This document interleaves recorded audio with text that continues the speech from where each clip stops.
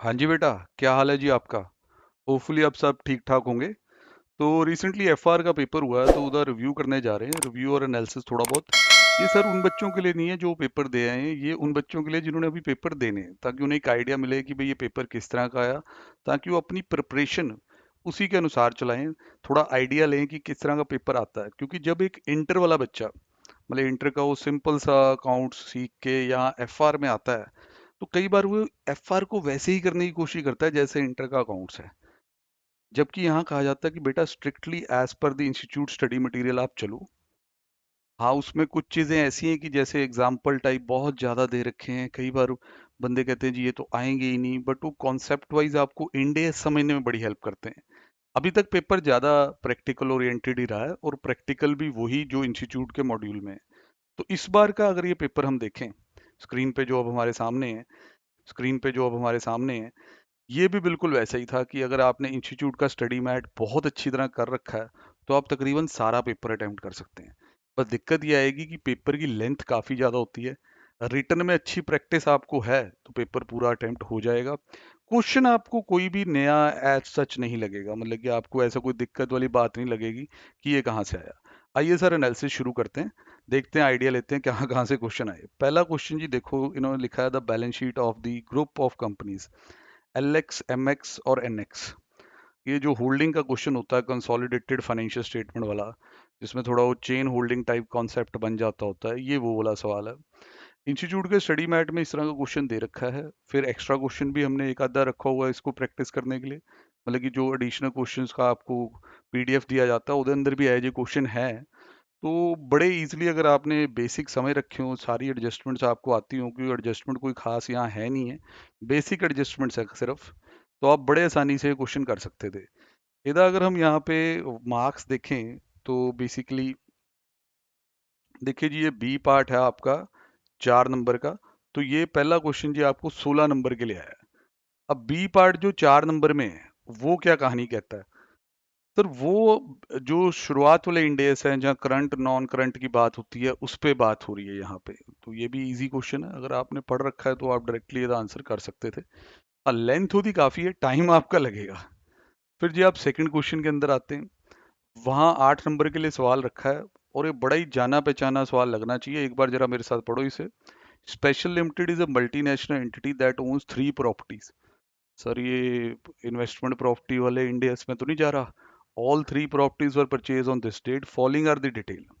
Purchase price, estimated value, estimated life, fair value, सब दिया हुआ। प्रॉपर्टी 1 और 2 कहता है जी बिजनेस के लिए है।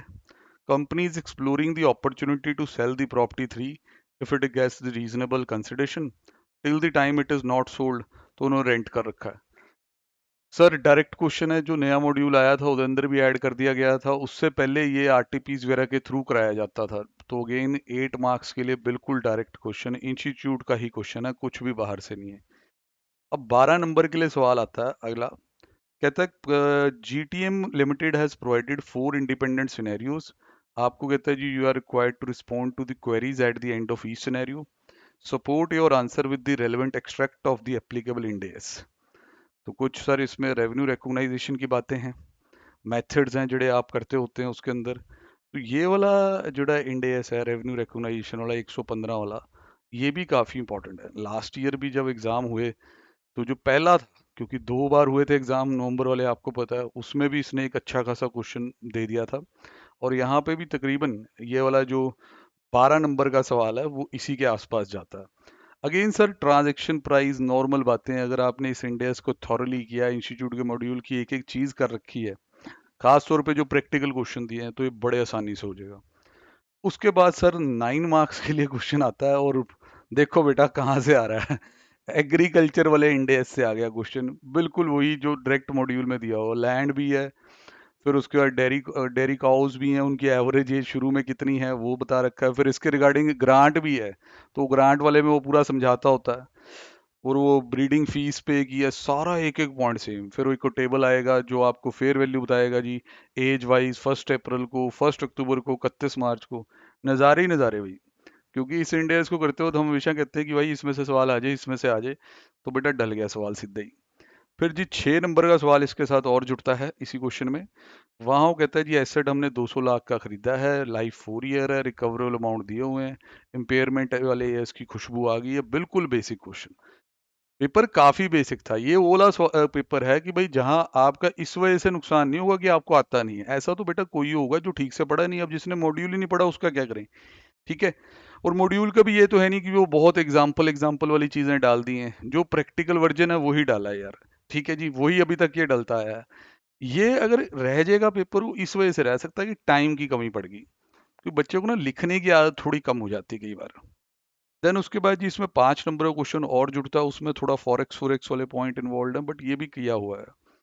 उसके बाद आता है G Softech limited has a policy of providing subsidize loan to its employee. Sir ये तो फाइनेंशियल इंस्ट्रूमेंट वाले इंडियस में जाएगा। 14 नंबर की वेटेज के साथ आया, बहुत लंबा क्वेश्चन है, बट मॉड्यूल में भी इस तरह क्वेश्चन अब अपडेटेड है। ठीक है जी। तो भाई ये जड़ी चीज़ें हैं, मतलब कि जो स्टाफ लोन वाला पॉइंट है, ये पहले भी काफ़ी बार आ रखा है, पर इसमें जड़ा वो चेंज चूंज आता है वो सारा देखना होता है। तो अच्छा सवाल है, लेंथी क्वेश्चन है, इट विल टेक टाइम। उसके बाद जी 6 नंबर का सवाल जो यहाँ पे दिया गया वो आपका आ गया जी गवर्नमेंट ग्रांट वाले इंडिया से। एमएसएमई को लोन्स बिलो मार्केट रेट वाली बात, जिसपे हम हमेशा बात करते होते थे कि ये यार कभी AS12 में तो हम ऐसा करते ही नहीं थे कि सरकार ने लोन सस्ते पे दे दिया। तो इंडेस में ये बात हमें नई नहीं लगती होती थी, और बड़े इंटरेस्ट लेके इस तरह की चीज़ें समझी जाती हैं कि इसका ट्रीटमेंट कैसे करना है। तो ये भी देखा दिखाया मिल गया क्वेश्चन। उसके बाद जी अगला अगर आप देखते हैं तो ये CSR की तरफ चला जाता है। मतलब इसमें ऑप्शन थी आपके पास कि अगर आपने ग्रांट नहीं करना तो CSR कर लो। CSR भी इजी टॉपिक है भाई। ठीक है। उसके बाद जी आपका एम्प्लॉई शेयर बेस्ड पेमेंट वाला क्वेश्चन है। ये तो चलो जी रेगुलर है कि इन्होंने तो आना ही होता है, कि इसमें बेसिकली आपके पास आप देख सकते हो कि कन्वर्टेबल, सॉरी ये शेयर बेस्ड पेमेंट वाला नहीं है, एक बार इसको पढ़ लेते हैं। Issued share capital consisted of this much, 1 July it issued convertible loan convertible into shares. ठीक है सर, ये तो EPS की तरफ जाएगा। हाँ थोड़ा बहुत उसके अंदर हो सकता है कि कोई कन्वर्जन ऑप्शन और ESOPs भी दिया हुआ है, ताकि मैंने वो वर्ड शायद पहले पढ़ लिया था। ठीक है। बट अगेन बेसिक EPS और डाइल्यूटेड EPS वाला, हाँ अगर आपने इंडेस अच्छी तरह किया है, क्योंकि ये आप वही इंटर वाली अपनी पुरानी सोच लेके बैठे हो, क्योंकि कई जगह पे ये है यार, लोग पढ़ भी उसी तरीके से रहे हैं, पढ़ा भी उसी तरीके से ही रहे हैं वो पुराने वाले से। यार अब इंडियस में आ जाओ भाई, AS20 नहीं लगाना है यहाँ पे, उस लेवल का क्वेश्चन नहीं है। मॉड्यूल खोला है तो पता है कि इस तरह के क्वेश्चन दे रखे होते हैं। देन उसके बाद जी अगला जड़ा सवाल है वो देखने में ही लग रहा है कि सेगमेंट रिपोर्टिंग की तरफ क्वेश्चन जा रहा है, और एज अ सेम सवाल इस को अगर आप मॉड्यूल को खोलो तो आपको मिल जाएगा। मतलब नाम अलग होंगे, फिगर्स चेंज की गई होंगी, क्वेश्चन डायरेक्ट मिल जाएगा।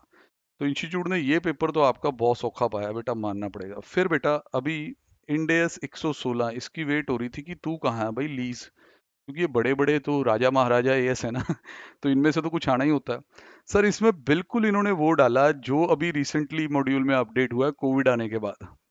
कोविड-19 की वजह से वो जो रेंट रूंट में कंसेशन मिलने हैं, तो अगर आप इंडेस 116 को अच्छी तरह पढ़ें तो उसमें वो काफ़ी पेजेस हैं। मतलब कि अराउंड जब हम इंडेस 116 को एंड कर रहे थे तो वहाँ हमने 5-7 पेजेस देखे थे कि ये इन एंड अराउंड बातें लिखी हुई थी कि क्या ट्रीटमेंट होगा। उस पे भाई साहब इन्होंने 4 नंबर का क्वेश्चन डाल दिया है। अगर थोड़ी बहुत भी उस चीज़ की रीडिंग कर रखी हो ना, तो सारी चीज़ों का ट्रीटमेंट उसमें डिस्कस्ड है। डायरेक्ट क्वेश्चन है ये भी। फिर जी AS2 इंड AS2 सॉरी, ये क्वेश्चन आ जाता है जी आपका इन्वेंट्री वाला। इन्वेंट्री वाले में वो ट्रीटमेंट ऑफ ओवरहेड्स, वो फिक्स ओवरहेड्स को कैसे ऑब्जॉर्व करना है। अगेन है इजी क्वेश्चन, और सिमिलर टाइप ऑफ क्वेश्चन पढ़े भी होते हैं। पर अब जो 109 है उसमें से एक तो स्टाफ वाले लोन का बड़ा क्वेश्चन आ गया, बट ये आपको पता है फाइनेंशियल इंस्ट्रूमेंट्स ये पीछा छोड़ते नहीं होते, ये और भी ला रहे हैं जी। CFI का क्वेश्चन आ गया, कहते हैं इसमें लाइबिलिटी बताओ और इक्विटी कंपोनेंट बताओ। इस पे बहुत डिटेल में मॉड्यूल में दे रखा है। मतलब कि अगर आप फाइनेंशियल इंस्ट्रूमेंट का मॉड्यूल देखो तो अराउंड उसमें 7 या 8 सब चैप्टर्स बना रखे हैं इन्होंने। लास्ट वाला बीइंग द कॉम्प्रिहेंसिव इलस्ट्रेशन, पहले वाले कॉन्सेप्ट समझाने में लगे रहते हैं। तो हम तो बेटा पहले वाला भी सारा पढ़ते हैं, तो बहुत बार हमने ये चीज़ इनकाउंटर की है कि भाई जिसके अंदर आपको दिखने लग जाता है कि भाई ये तो इसमें लाइबिलिटी वाले करेक्टरिस्टिक्स भी हैं, पर ये तो इक्विटी भी हो सकता है, तो उसे CFI कहते हैं, compound financial instrument. Split accounting लगानी होती है। तो वैसा सवाल है सर 5 नंबर में, अगर आपने थोड़ा बहुत भी इस पे क्वेश्चन प्रैक्टिकली निकाले हुए हैं तो ये हो जाएगा। सर अब वो ESOP भी आ ही गया है जिसको आप पहले देख रहे थे। ठीक है जी, वो सवाल भी आ गया है। ठीक है जी। देन उसके बाद D पॉइंट में जी अब business expansion strategy is in a process of acquiring, ये वाला सवाल दिया हुआ है। अकाउंटिंग ट्रीटमेंट ऑफ आप ट्रांजेक्शन बताना है। ठीक है जी, बिजनेस कॉम्बिनेशन की तरफ जाएगा, थोड़ा बहुत परचेज कंसिडरेशन वगैरह दिया हुआ है। अब इसमें ये भी डिपेंड करता है कि आप ये वाला क्वेश्चन अटेम्प्ट करोगे कि नहीं करोगे।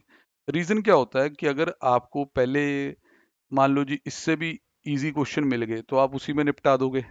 पर जैसे मैंने इस 6 क्वेश्चन को देखा है सर, इसमें आपका एस इंडेस 2 है, फिर आपका बहुत सिंपल जी CFI वाला है बेकार, फिर आपका जी ईसॉप है वो भी नॉर्मली हो ही जाता है, और ये भी ठीक ही है, ज़्यादा मुश्किल नहीं है।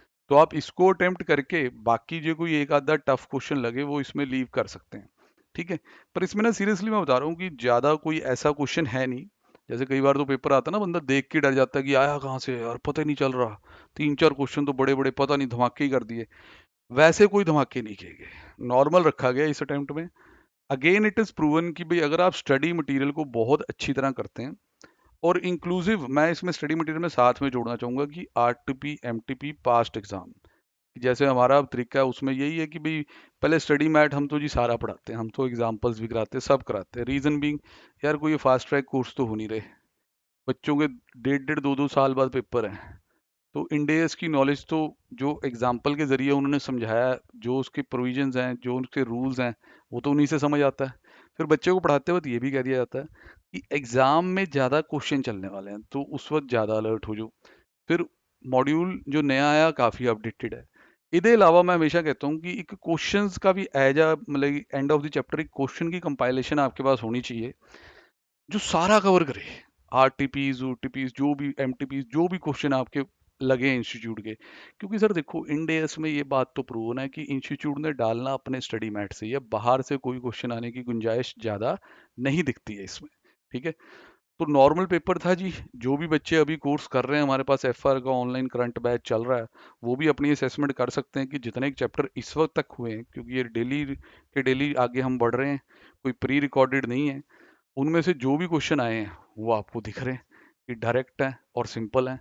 हमने इन्वेस्टमेंट प्रॉपर्टी और ये वाला इंडेस कर लिया हुआ है, PPE वाला एग्रीकल्चर भी कर लिया हुआ है।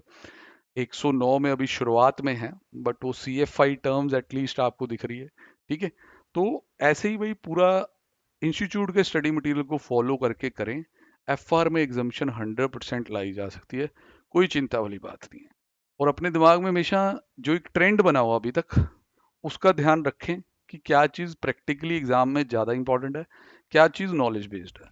पर वो नॉलेज बेस्ड भी किस दिन प्रैक्टिकली आ जाए, क्वेश्चन उस तरफ पलट जाए, तो कोई कह नहीं सकता होता, कोई गारंटी वाली बात नहीं होती बेटा इसके अंदर, क्योंकि उन एग्जाम्पल्स से भी क्वेश्चन बन सकते हैं।